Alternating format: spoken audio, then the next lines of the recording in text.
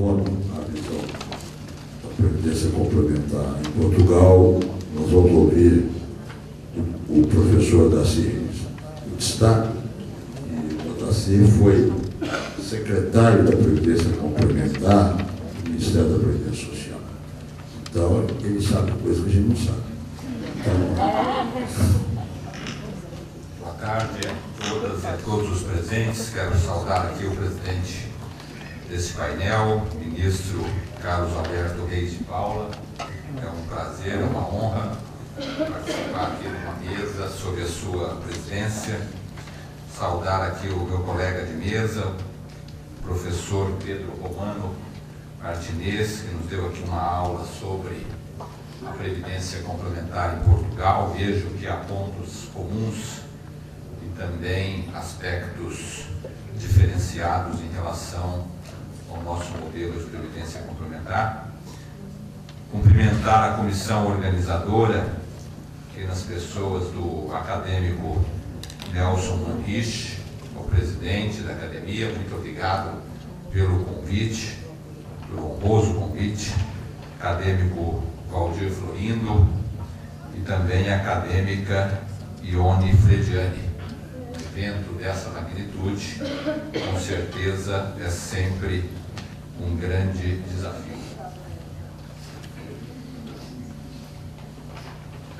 Eu começaria aqui lembrando que temos um sistema previdenciário híbrido, um sistema previdenciário que hoje desperta a atenção de outros países, porque aqui se combina a previdência pública com a previdência particular, se combina o regime de caixa, em que se tem impacto entre gerações, com o regime financeiro de capitalização. Então nós temos aqui o sistema previdenciário brasileiro, que basicamente poderíamos dizer que é composto pelo regime geral de previdência social, o famoso INSS, que é o que nós aprendemos ainda hoje nas faculdades de Direito. Quando se fala em previdência, vem logo o regime geral de previdência social, mas não é o único regime que temos no Brasil. Os regimes próprios de previdência dos servidores públicos titulares de cargo efetivo e o regime de previdência complementar, tema aqui deste painel. E nesse regime de previdência complementar, o Brasil talvez se singularize, porque aqui temos a previdência complementar operada pelas entidades abertas, o próprio nome já sugere, uma modalidade acessível a qualquer pessoa física, basta ir a uma instituição financeira e adquirir um plano de previdência complementar, as seguradoras autorizadas a operar no ramo vida aqui na modalidade com fins lucrativos. E essa previdência que também é complementar, que também é privada, mas que no Brasil, de forma hegemônica, se desenvolve pelas entidades fechadas de previdência complementar, que legalmente não têm fins lucrativos, e aqui o nome sugerindo que, se são fechadas, são circunscritas a grupos determinados de participantes, a partir do vínculo que se tem no âmbito empregatício e também do vínculo associativo. Portanto, nós temos aqui, de maneira geral, uma previdência pública, regime geral e regimes próprios, em que a filiação é obrigatória, em que a gestão é estatal e o regime é de caixa. As contribuições são feitas e já são utilizadas para pagar os que estão aposentados. E entra também o orçamento da União, onde cada um de nós, como contribuinte, paga também para o financiamento dessa previdência. E aqui a previdência complementar, ao invés de obrigatória, ela é voluntária, depende de ato de vontade. E isso hoje está na Constituição Federal, que é um traço distintivo deste regime. A gestão, ao invés de ser estatal, é uma gestão privada. E privada aqui no sentido de que é não estatal, e não necessariamente privada no sentido de mercantilista ou objetivando lucro. E ao invés de ser o regime de caixa, em que o dinheiro entra por uma porta e já sai pela outra, ativo contribui, já se usa aquele dinheiro para pagar o aposentado, nós temos aqui o regime de capitalização, em que as contribuições são feitas, são investidas, são rentabilizadas e constituem o lastro para o pagamento do benefício.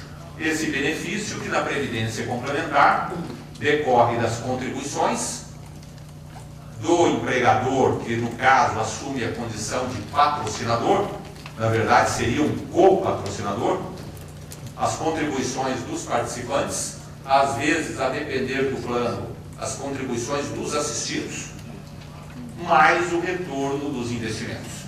Então, um fundo de pensão investe no mercado, não é para oferir lucro, é para compor a base de financiamento do próprio benefício de previdência complementar. Temos aqui uma legislação especial de regência, e é importante destacar esse ponto. Hoje é um debate se esse tipo de conflito envolvendo previdência complementar deve ser apreciado na justiça comum ou na justiça do trabalho. Esse é um tema que está hoje no Supremo Tribunal Federal. Mas, independentemente da competência, o fato inegável, incontroverso, é que há uma legislação especial de regência para esse contrato previdenciário. E qual é essa legislação especial?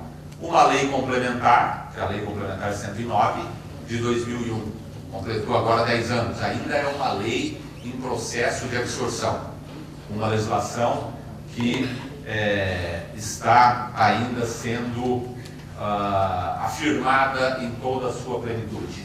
E para os fundos que são privados, sempre privados, porque não se situam na esfera estatal, mas que têm o patrocínio de uma empresa estatal, além da Lei Complementar 109, devemos observar a Lei Complementar 108, que tem regras específicas para a governança, para a estrutura de administração da entidade e para o custeio, com algumas limitações.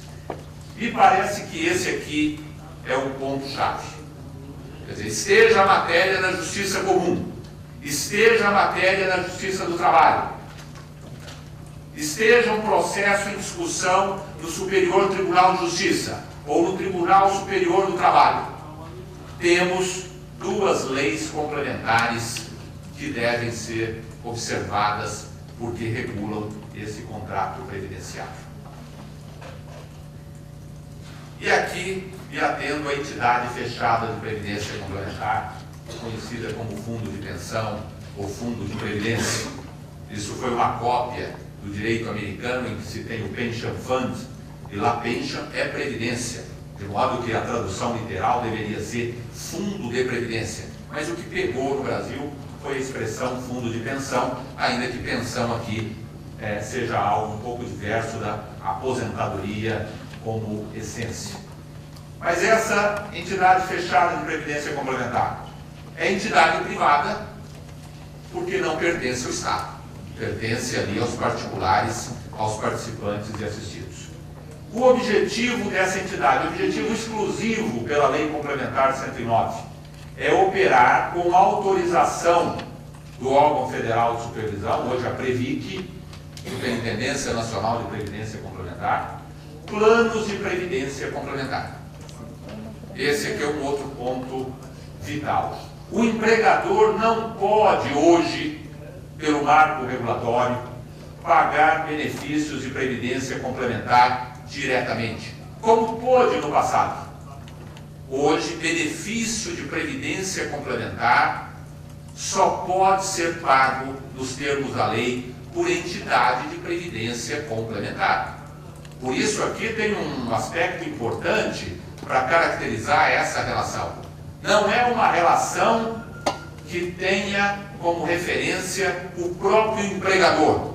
O empregador assume, sim, nos termos da lei, por ato de vontade, pode fazê-lo ou não, assume aqui a condição de patrocinador do plano, em que, via de regra, ele é um co-patrocinador, já que há contribuições também dos participantes. Mas é preciso ter essa clareza de que, pela legislação, se o empregador saísse aí dando benefício de previdência complementar, sem passar pela esfera do contrato previdenciário, da entidade de previdência complementar, ele estaria até incorrendo em regime repressivo, infringindo a lei e atuando no mercado clandestino.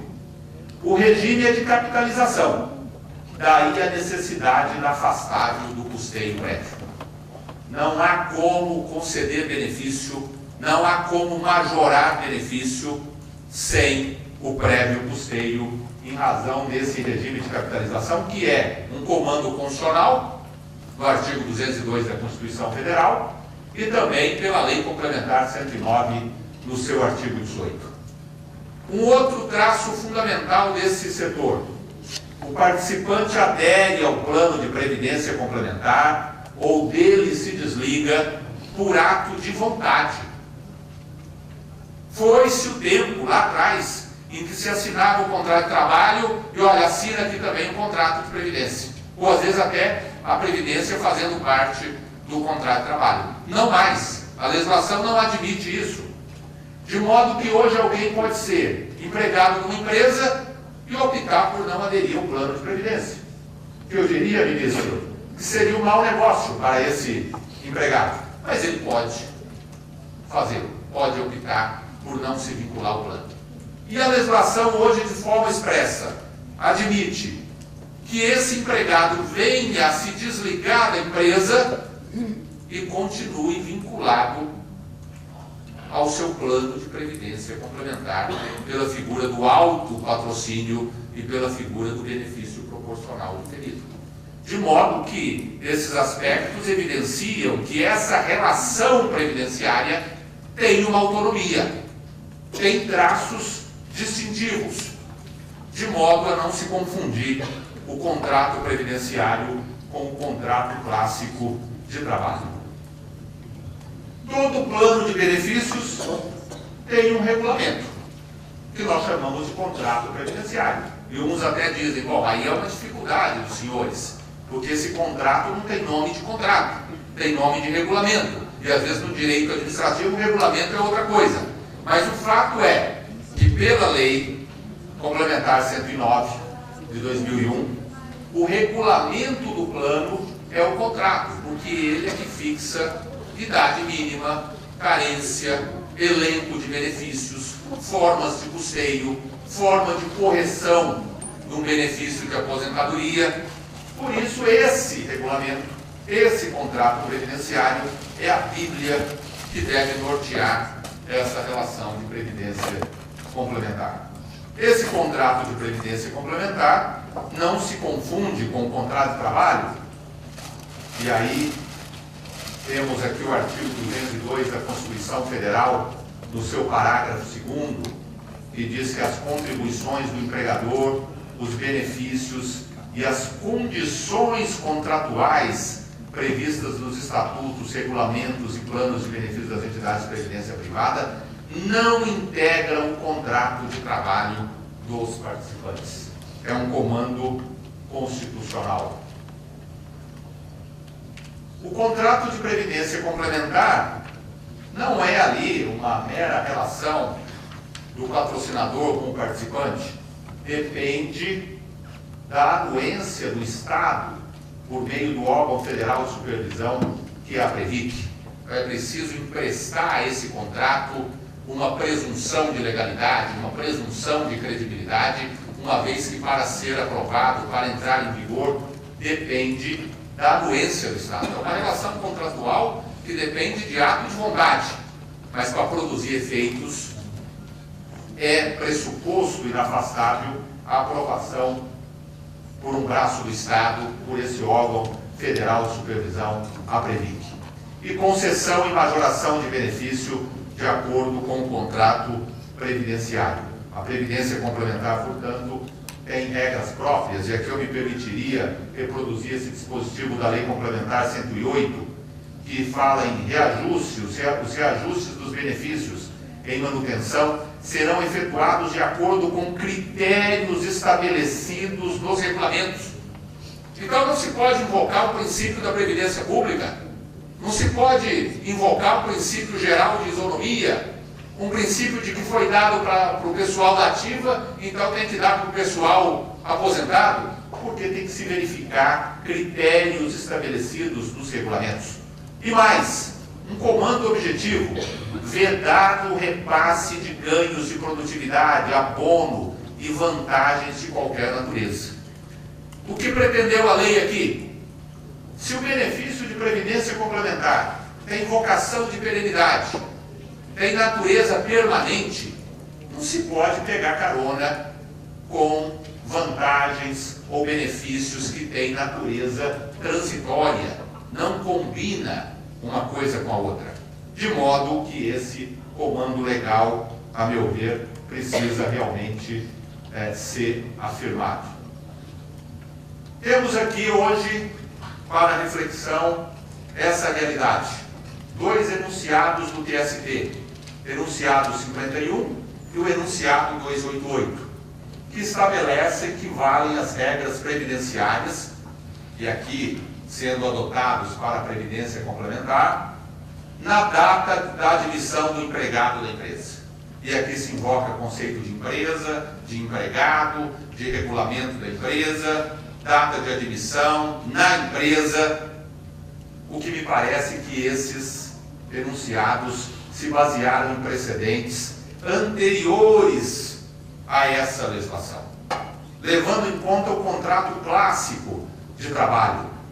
E o que me parece é que esses enunciados hoje, em razão da superveniência dessa legislação, tanto o artigo 202 da Constituição, na redação dada pela emenda 20 de 98, como a Lei Complementar 109, tais enunciados carecem de um aprimoramento, de uma atualização. Porque não se pode invocar uma regra que orienta o contrato de trabalho para o contrato de previdência complementar, que tem uma legislação especial de regência. E aí eu citaria aqui o artigo 17 da Lei Complementar 109. O que diz o artigo 17 da Lei Complementar 109? A grande questão é, esse artigo 17 da Lei Complementar 109, Lei Especial de Regência da Previdência Complementar, está sendo considerado naqueles enunciados 51 e 288 do TST? O que diz essa lei complementar em seu artigo 17? Primeiro, fala em alterações processadas nos regulamentos. Então, admite aqui de forma expressa a alteração desse contrato. Porque é um contrato de longo prazo, é um contrato para vigorar por décadas, que hoje não é a vocação do contrato de trabalho, mas ainda é a vocação do contrato de previdência complementar. E o que diz a lei? Que essas alterações aplicam-se a todos os participantes. Bom, mas isso então dá ao patrocinador, dá à entidade fechada de previdência complementar um poder muito grande? Talvez não. Por quê? Porque primeiro exige que essa alteração seja aprovada pelo órgão federal de supervisão. E não é fácil aprovar um contrato na Previc. Tem que estar muito bem fundamentada essa pretensão de alteração. Segundo, quando se altera, tem que se observar o direito acumulado, que seria o direito proporcionalmente acumulado ou proporcionalmente adquirido. Ainda, essa alteração tem que observar o direito dos elegíveis e dos assistidos. Diz a lei textualmente: ao participante que tenha cumprido os requisitos para a obtenção dos benefícios previstos no plano, é assegurada a aplicação das disposições regulamentares vigentes na data em que se tornou elegível. Por isso aqui me parece um ponto para reflexão. Enunciado 51, enunciado 288, que leva em conta a data de admissão na empresa, a data de início do contrato de trabalho, e a Lei Complementar 109, que ressalva os elegíveis, ressalva os assistidos, exige a observância do direito acumulado e a aprovação pelo órgão oficial de supervisão. Me parece que esse debate está posto e essa reflexão deve ser feita, em nome dessa atualização da legislação e dessa evolução da Previdência Complementar. Conflitos e mutualismo. O plano de Previdência Complementar depende de cálculos atuariais, e o professor aqui, Pedro Romano, falou desse ponto, e me parece que esse ponto aqui é comum, é algo talvez universal. Tem que se projetar hipóteses de sobrevivência, hipóteses de crescimento real desses benefícios, e a entidade fechada de Previdência Complementar tem que fazer essas contas, e os números são implacáveis, de modo que tem que se levar em conta essa realidade. Mutualismo, e permitam aqui essa expressão mais coloquial, mas todos que estão num plano de Previdência Complementar estão no mesmo barco. E aqui o professor falava que não se pode colocar o interesse individual sobre o interesse coletivo. É exatamente isso. Não se trata aqui de um conflito entre fulano versus Beltrano, ou como ainda aprendemos aí em alguns manuais de direito civil, do Tício contra o Cássio, aquela relação clássica bilateral. O que se tem aqui é uma relação plurilateral, porque ao patrocinador, aos participantes, aos assistidos, à própria entidade fechada de Previdência Complementar, que é levada para o judiciário como se ali ela fosse a parte forte e um participante litigando contra o fundo de previdência e dizendo aqui, mas excelência, eu quero só 5 mil reais e esse fundo tem 2 bilhões de reais. O que são 5 mil reais para esse fundo? E exibe o balanço da entidade fechada de Previdência Complementar, e a entidade em si sequer tem patrimônio, porque ela gerencia os recursos garantidores dos planos. Esse é o termo usado pela lei, recursos garantidores dos planos de benefícios.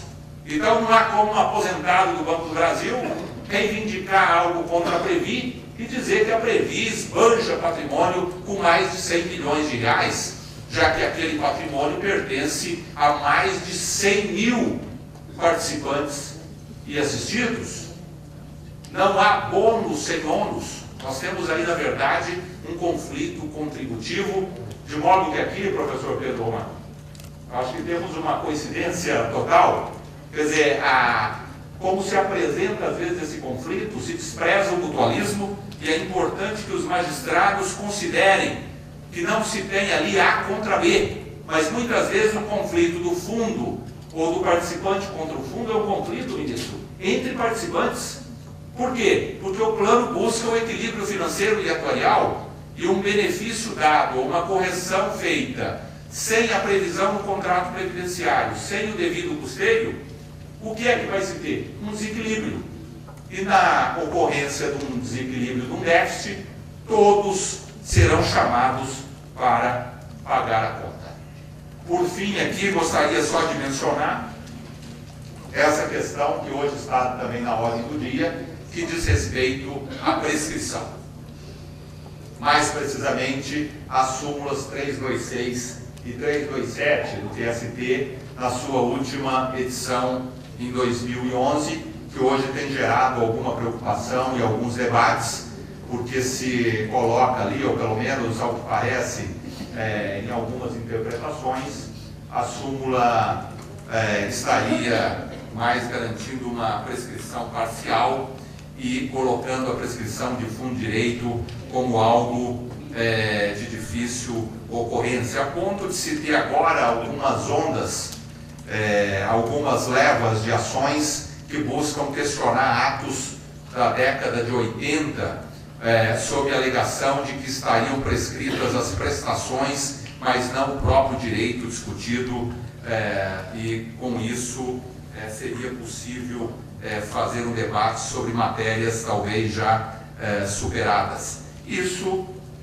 exige uma reflexão, porque o ordenamento jurídico brasileiro está baseado no princípio da segurança jurídica, e um dos traços da sociedade contemporânea é o acesso rápido às informações. Nós temos hoje o famoso Dr. Google.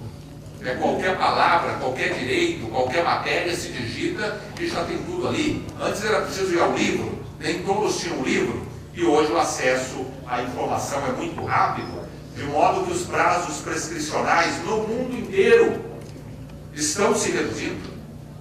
E aqui a própria legislação brasileira já reflete isso em algumas matérias, como o próprio Código Civil. E aí nós teríamos não só o ordenamento jurídico, mas na Previdência Complementar, o conceito de capitalização do prévio custeio, que exige previsibilidade, que exige segurança jurídica. Como é que pode uma fundação, um fundo de previdência, conviver com a ameaça de que a qualquer tempo pode ser questionado um benefício, a concessão de uma aposentadoria remontando a anos ou a décadas? Esse é o debate que está posto e que, a meu ver, é um dos mais estruturais para o futuro da Previdência Complementar. E aqui, concluindo, eu diria que hoje, nesse cenário macro, em que temos o aumento da longevidade, o IBGE hoje está fazendo anualmente a aferição da expectativa de vida do brasileiro. Do Oiapoque ao Chuí, do Rio Grande do Sul ao Rio Grande do Norte, do Pará ao Pará, do Paraná ao Pará, melhor dizendo. E o que temos hoje? A cada ano, ministro, graças a Deus, graças à tecnologia, graças à evolução social e econômica do Brasil, o brasileiro está tendo alguns meses de ganho na expectativa média de vida. Isso é muito bom e deve ser comemorado. Mas do ponto de vista da Previdência Complementar, que promete pagar o benefício, é óbvio que se as pessoas estão vivendo mais, vai ser necessário um volume maior de recursos para bancar aquele benefício. Sob pena da pessoa depois chegar aos 90 anos e não ter o benefício. Olha, acabou o dinheiro. Nós imaginávamos que vocês viveriam até os 85. Tiveram o azar de viver até os 90, acabou o dinheiro. Num regime de capitalização, essa hipótese de longevidade tem que ser medida a cada ano. E o ajuste tem que ser feito a cada ano, se necessário. De modo que se entende que as pessoas não vão viver mais 85, vão viver 90, ou se descobre aí um medicamento e vão viver 95, naturalmente tem que se chamar uma contribuição para fazer face a esse pagamento por maior tempo. É muito simples. O outro aspecto, a taxa de juros. A taxa de juros do Brasil está caindo, caiu consideravelmente, o que é muito importante para o Brasil. Agora começamos a conviver com taxas civilizadas, compatíveis com o desenvolvimento de uma atividade produtiva. Mas isso não é coisa só para banqueiro. O banqueiro, eu vi esses dias, ministro, uma matéria dizendo que os banqueiros vão fazer passeata agora. Não é só dos banqueiros, diz respeito a todos nós. Né? De modo que se o fundo projetava, e recolhendo a contribuição aqui de alguns participantes, imaginemos que todos aqui estejamos no mesmo plano de previdência. Olha, vamos recolher as contribuições todas, essas contribuições vão ser aplicadas e vão rentabilizar a inflação mais 6%, que era classicamente a meta atuarial. Não como excedente, não como lucro, mas para que, diante dessa contribuição mais essa rentabilidade, pudesse se suportar o benefício de aposentadoria de cada um de nós. Bom, nesse cenário agora, 6% de juro real, além da inflação, vai se revelando um cenário já não factível. Nem emprestando para o Tesouro, que pagava juros bastante confortáveis, porque o Brasil não tinha muita credibilidade, então para captar dinheiro tinha que pagar bastante. É o mesmo raciocínio do agiota, que empresta para quem está na forca. O quadro mudou, de modo que agora o Tesouro, que já chegou a pagar 10% mais de inflação, hoje está pagando para longo prazo 4,2%, que ainda é algo que vai cair mais agora.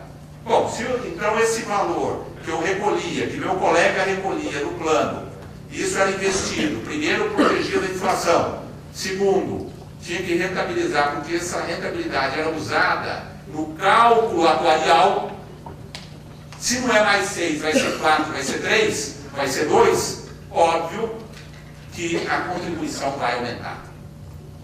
Então o plano vai ser vai ficar mais caro, o que significa que o fundo de pensão vai ter que suar a camisa para honrar o que está contratado.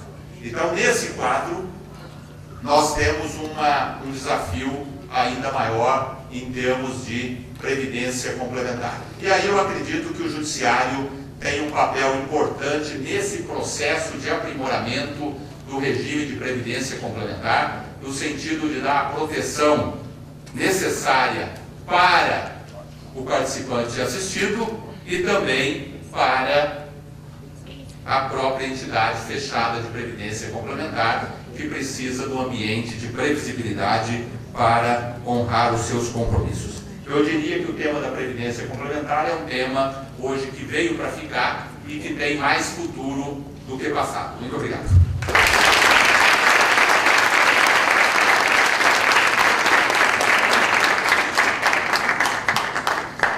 Meu caro professor da ciência, eu vou ser obrigado a falar um pouquinho do que você falou. Mas antes disso, eu vou conceder a palavra ao professor Pedro Romano Martins, porque ele disse que se esqueceu de fazer uma manifestação, então ele não vai voltar para Portugal sem completar a sua manifestação. Tem a palavra, professor. Muito obrigado, Sr. Ministro. De facto, saltei uma linha da intervenção que estava a fazer e não queria deixar de fazer uma alusão particular ao professor Arnaldo Fusquin, cuja homenagem é aqui referenciada neste colóquio, e, de facto, o professor Arnaldo Fusquin é daquelas pessoas que, como disse Camões, por feitos valorosos vão da lei da morte libertando, e, na realidade, esses feitos valorosos, tanto no Brasil como do outro lado do Atlântico, também são bem conhecidos, e por isso queria manifestar aqui esta minha homenagem também ao professor Arnaldo Fusquin.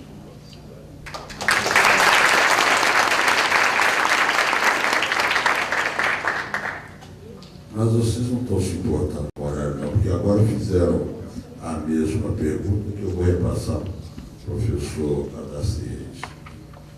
Tá? Espanhol.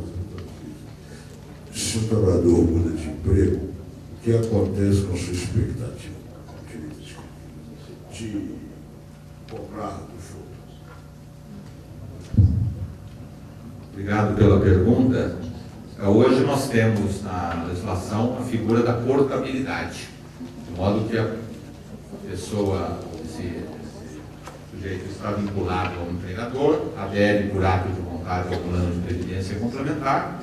Se eventualmente ele rompe o vínculo empregatício com essa empresa, a legislação permite que ele corte essas reservas, leve esses recursos para um outro plano de previdência complementar. Então, hoje, a legislação ela reconhece esse fenômeno das relações de trabalho mais flexíveis e oferece mecanismos para que essa pessoa possa continuar com o seu vínculo previdenciário, ainda que numa outra entidade ou num outro plano de previdência complementar.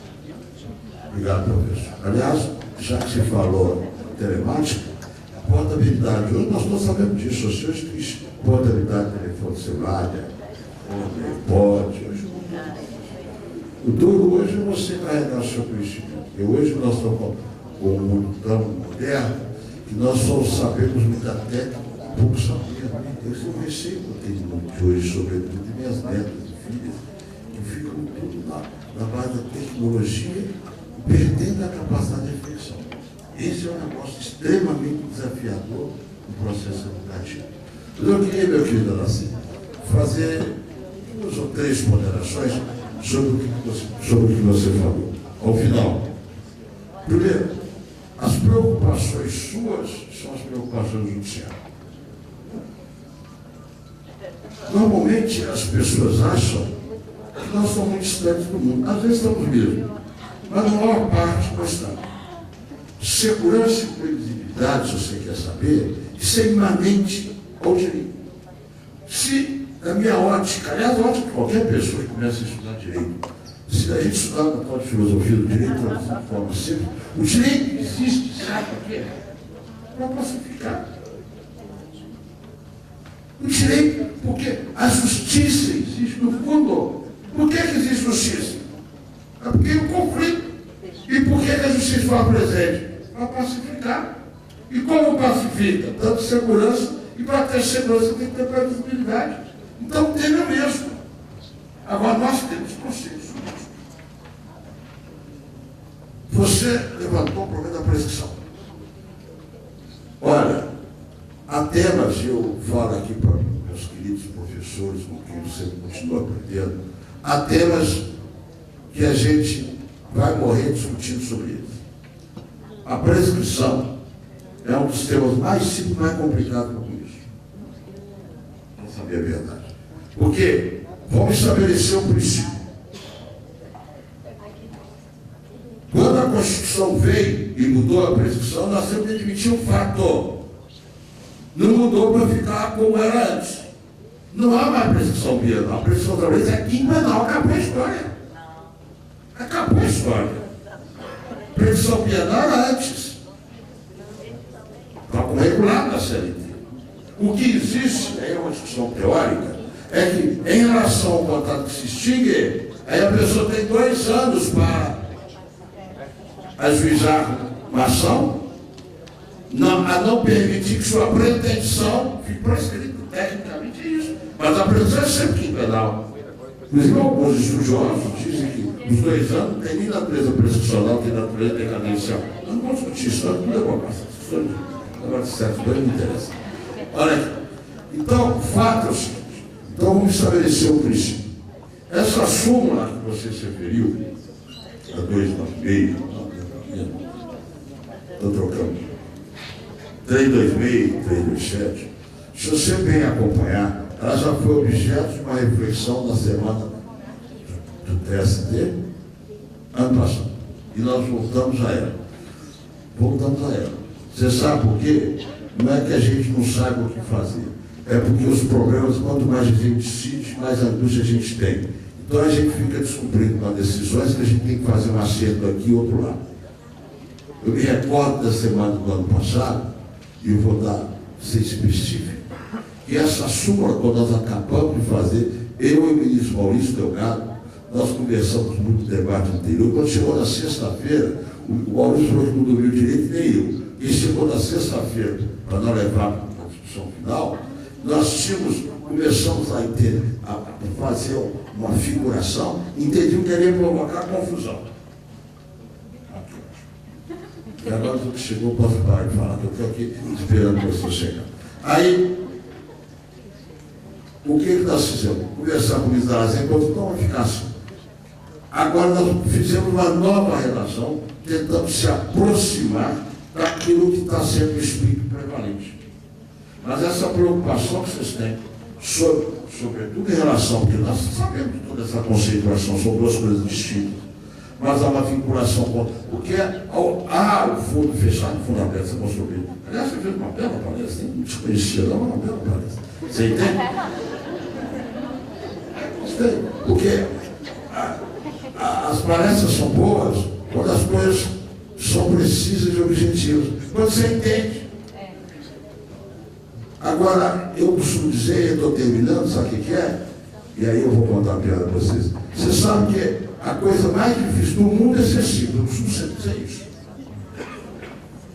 Há certas pessoas fazem questão de ser simples, sabe por quê? Porque não sabem nada. Aí quanto mais elas usarem complexidade, falar coisa difícil, é para esconder a ignorância delas. Tudo é ser simples. Tudo é ser simples. É você falar de forma a ser entendido. Agora, ser simples é uma obrigação.